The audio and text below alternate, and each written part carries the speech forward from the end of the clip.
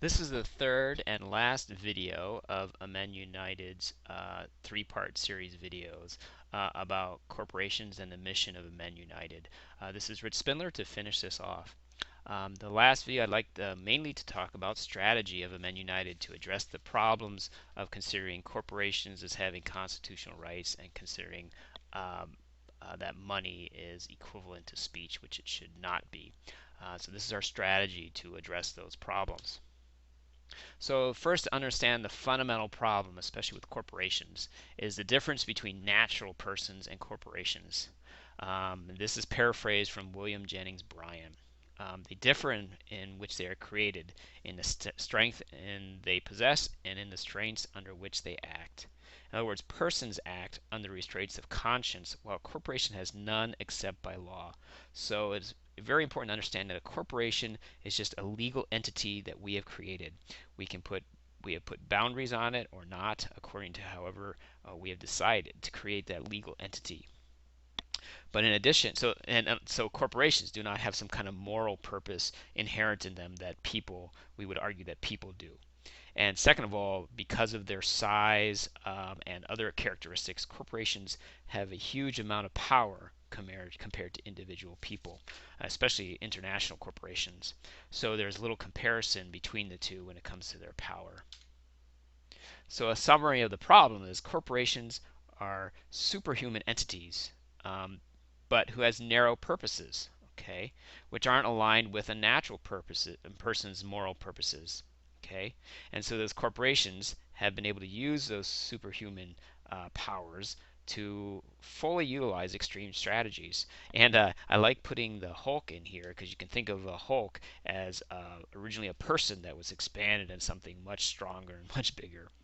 So corporations have used these huge advantages over natural persons and democratic processes in both legislative, regulatory, and judicial realms.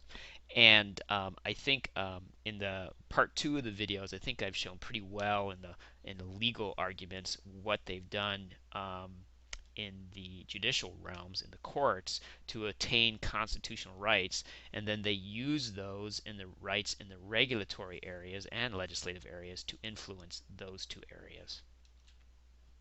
So we believe our solution is that corporations are considered creations of we the people through our governments.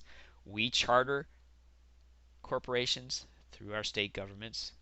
We have the right and the duty to create the laws that regulate corporations that we feel is best for our communities and our society. In other words, people have rights. They have constitutional rights, perhaps originally natural rights given by God. Privileges.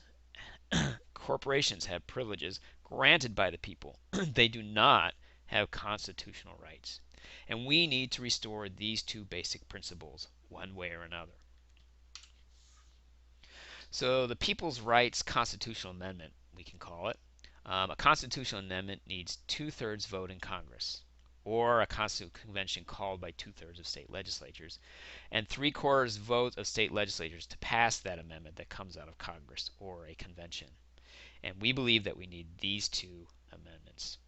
Only human beings, not corporations, unions, nonprofits, or other such associations, are endowed with constitutional rights. I think that is a fundamental principle that we need. And secondly, money is not speech, and therefore regulating political contributions and spending is not equivalent to limiting political speech. Money is property. So here are our strategies to address that. First, locally, what we'd like is local ballot initiatives and referendums through direct votes to express for the people locally to express how they feel about this issue and these proposed constitutional amendments. Local governments can pass resolutions for that.